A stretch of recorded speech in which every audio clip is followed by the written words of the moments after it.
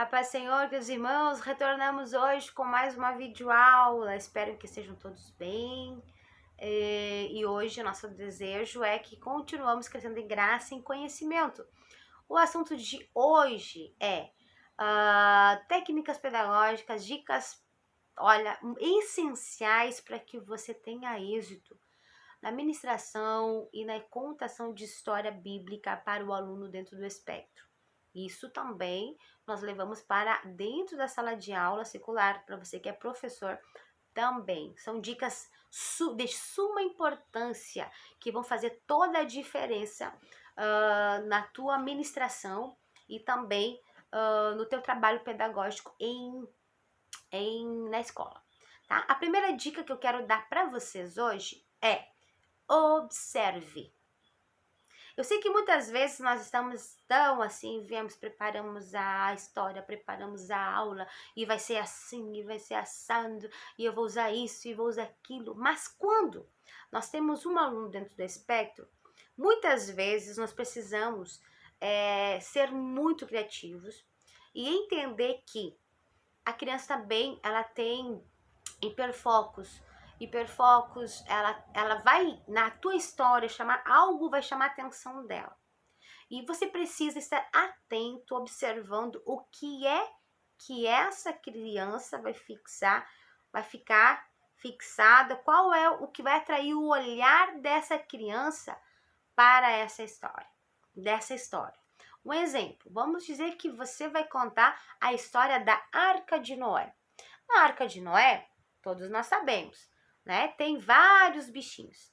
Tem elefante, tem macaco, tem leão, tem girafa. Mas vamos dizer que o teu aluno é fascinado e durante toda a maquete, a história, você armou ali e ele ficou fixado com o olhar na girafa.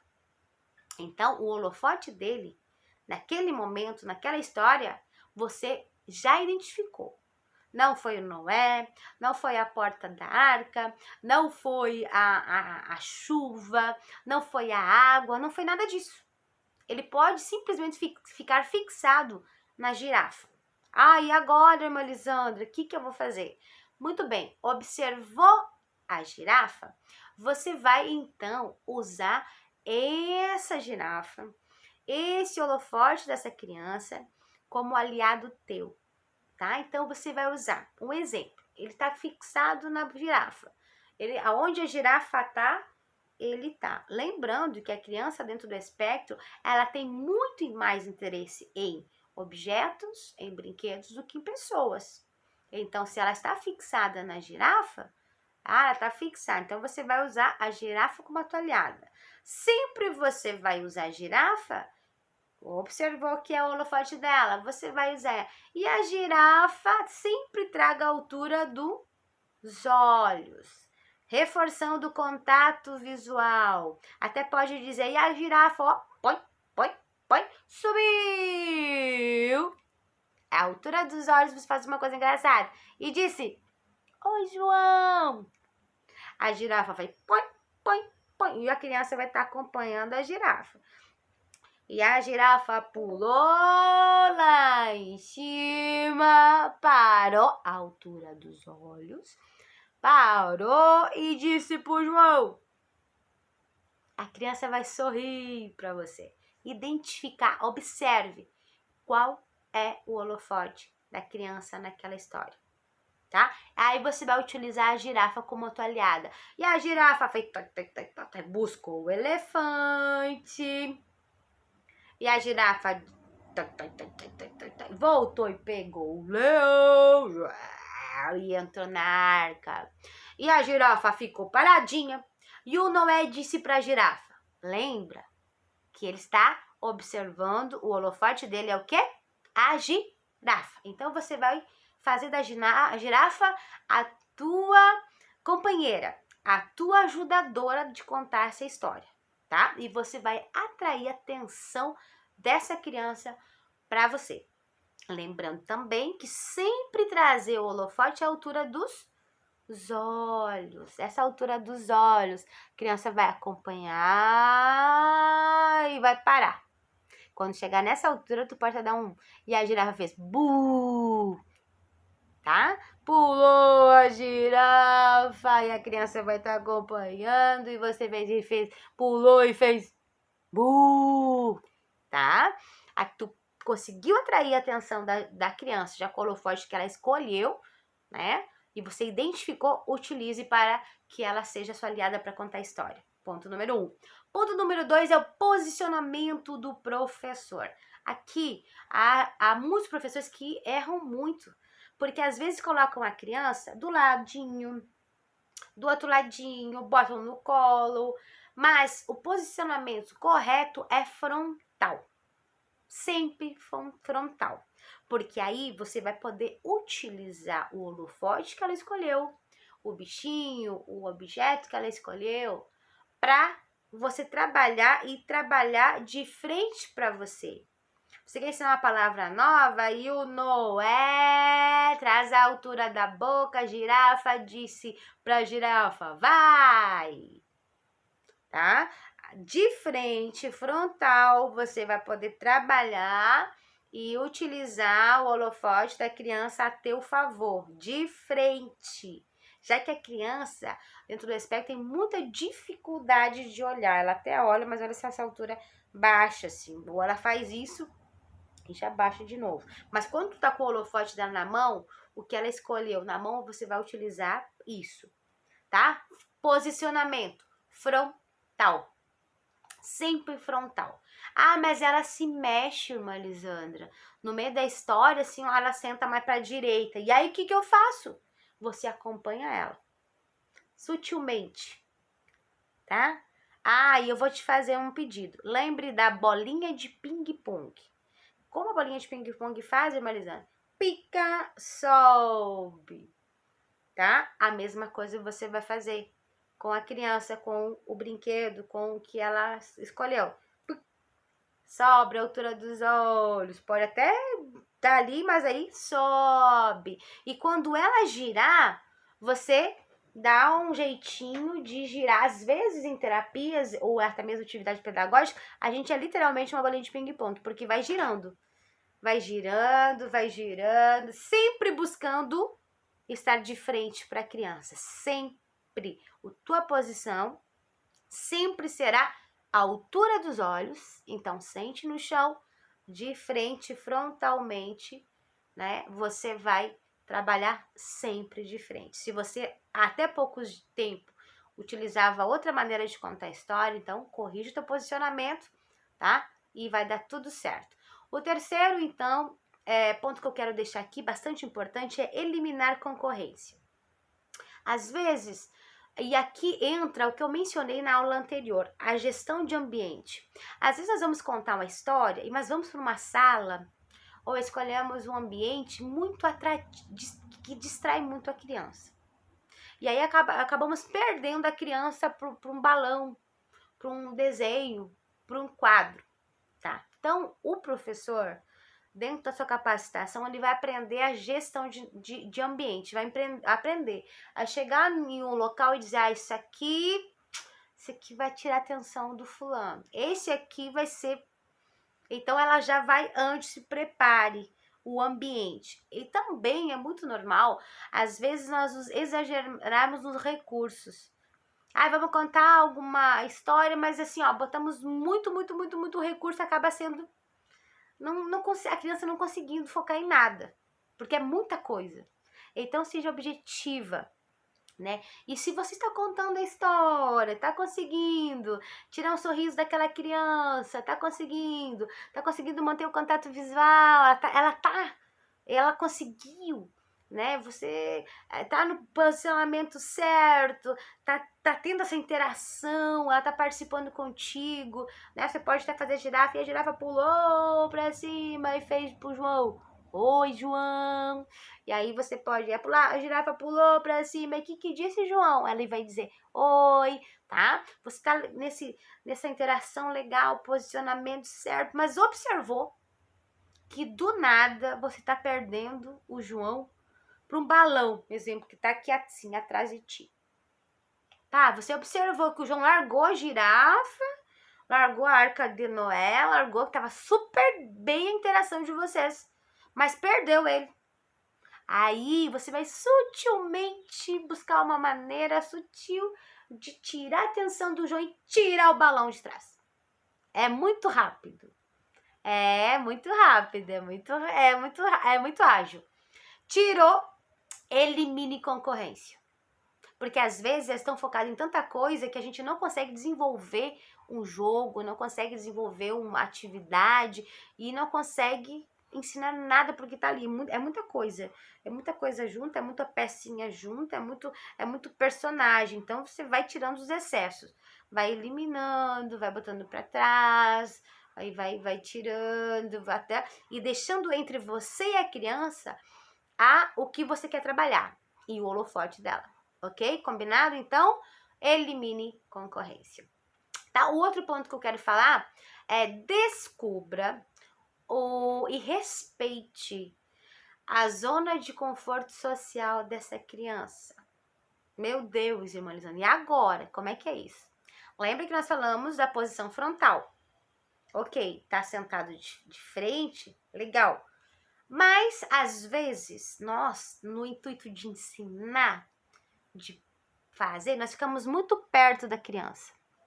Muito em cima, assim, ó, da criança. Criança muito junto de ti. E há crianças que isso é desagradável. A criança tem algum transtorno dentro do espectro, é desagradável. Às vezes, né? Tem criança que às vezes tem que estar grudada. Quanto mais grudada, tu tem que posicionar ela a uma altura que você possa trabalhar o contato visual, consiga trabalhar, né, a palavrinha, tá, a imitação. Mas às vezes você precisa gerenciar então essa zona de conforto, aonde dê para a criança interagir com você, falar, ter contato visual contigo, né? Poder interagir, aprender e não ser muito longe, né? E também não muito perto. Então você precisa descobrir, né? Descobrir que essa zona de conforto tem que ser agradável, uma altura agradável, não muito em cima e também não muito longe. Precisa descobrir qual a distância social agradável para essa criança, né? E lembrando, o termômetro, para você saber, pá, tá bem, tá mal, como é que eu vou saber se é uma zona de conforto? É quando a criança consegue fazer assim e consegue te olhar. Às vezes tu tá tão em cima da criança que a criança, quando levanta a cabeça, dá nariz com o nariz teu. Não é a zona de conforto social dele, não é. Né? Muito longe é a mesma coisa.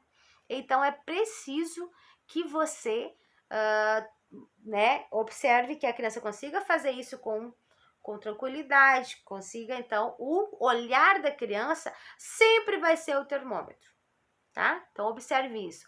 Busque saber onde é que é a zona de conforto social desse aluno, partindo da ideia que você já está de frente, né? De frente com o aluno. E por último, eu quero aqui deixar uma arma poderosa para a gente que conta a história bíblica. Não somente conta a história bíblica, mas até mesmo rodinhas de história e atividades pedagógicas. Além da tua contação de história, é implementar efeitos sonoros e narração. Por quê? Porque às vezes a criança está focada ali, né, em um personagem só, em um brinquedo só, alguma coisa assim, mas do nada você começa a fazer um efeito sonoro, tá? E vamos dizer que um exemplo, vamos dizer que o Joãozinho está hiper focado, você já está de frente para ele, já descobriu, já observou qual é o holofote dele nessa história, e você já está posicionado, já descobriu a distância que é confortável para ele, eliminou a concorrência, está aqui. Você e o João, e você está contando a história do Saulo no cavalo, e ele está focado. Assim, no mundo dele, só tá você, ele e o Saulo no cavalo, tá? Então, tudo que você precisa, eliminou a concorrência, tá legal, perfeito. Mas, do nada, um exemplo, ele ficou disperso, perdeu ele por alguma mosca, alguma coisa que cruzou. E agora? Aí, você vai entrar com efeito sonoro. E lá veio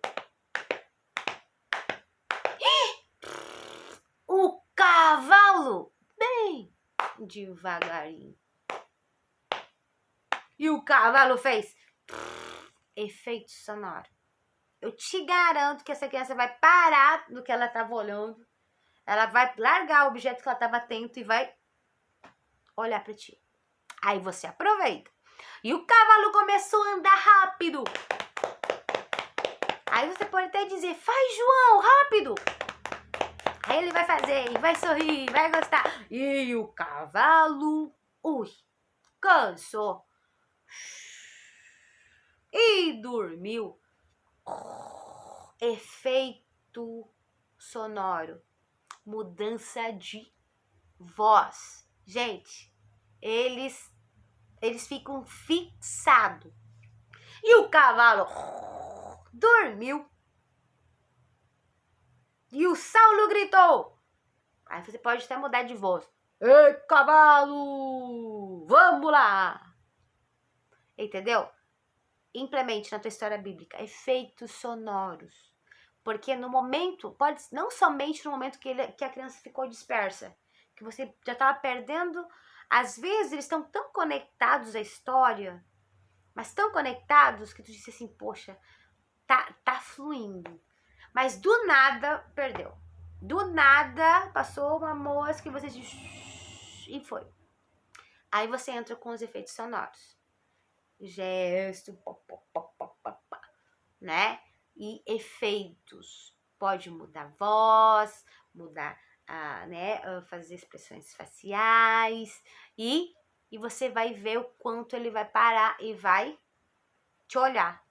De novo, um exemplo. Eu tô contando da baleia. Ela tá lá, ele tá focado na baleia, né? E você tava quase perdendo o João. E aí você veio, a baleia veio, tim, bum, fez. Aí quando você fez, aí o João te olhou. Aí você percebeu,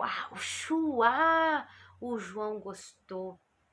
O chuá foi, que trouxe o João de volta. Aí você aproveita. E a baleia veio correndo, veio, saltou, e fez timbum. E a água fez chuá.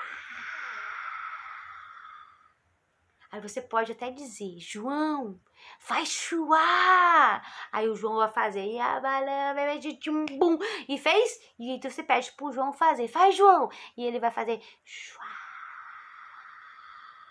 Gente, esses efeitos, vocês vão ver, depois você me responda. Ele vai trazer, você vai dizer, Melisandra, eu tinha perdido o fulaninho. Mas quando eu entrei com efeitos, gente, há momentos que tem crianças que estão ali no mundinho delas, ali até mesmo com brinquedo, no cantinho da sala, e ele não quer que ninguém chegue perto. Aí eu chego perto e ele tá lá no mundo dele, não faz questão que ninguém esteja brincando, viu? Aí eu chego, você não vai arrancar da mão da criança. Nunca, arranque nada da mão da criança. Mas, e vamos dizer que ele está lá no mundinho, não quer que ninguém participe, não quer que ninguém brinque, e aí você começa de longe fazer o barulho. Vamos dizer que ele está com um caminhãozinho lá, pra frente, pra trás, e você a uma distância frontal, tá? Zona de conforto, se posicione, você se posicione, tá? Você vai narrar. E aí, vamos dizer que ele está pra frente, pra trás, pra frente. Só esse movimento aqui, com o carrinho, né? Aí você vai fazer pra frente. A criança vai parar e vai te olhar. Você continua narrando. E o carrinho vai pra frente, pra trás, pra frente, pra trás. Você não pegou o brinquedo, você não interrompeu a brincadeira que pra ele tá super legal e você ainda fez acompanhamento de narração. Aí ele vai te olhar e ele vai olhar pra ti e vai dizer, como se te dizendo, você entendeu que é legal, né? Entendeu? Aí você pra frente, ele continua, pra trás, pra frente, pra trás. Aí quando vi que ele entrou na tua, você faz, parou. Aí a criança vai te olhar, ela pode não te reobedecer. Aí você tenta de novo, pra frente, porque ele tá pra frente e pra trás. Aí você diz, parou. O carro parou. você vai ver que ele vai ser atraído pelos efeitos. Então, a narração e a imitação e os efeitos sonoros trazem sempre a criança de volta, faz a criança mergulhar na história de verdade. E eu acredito, tenho certeza que você vai tirar muitos frutos, essa criança vai aprender um montão com essas dicas bastante importantes para você que está se especializando e trabalhando com crianças dentro do espectro. Um grande abraço, fiquem todos na paz do Senhor.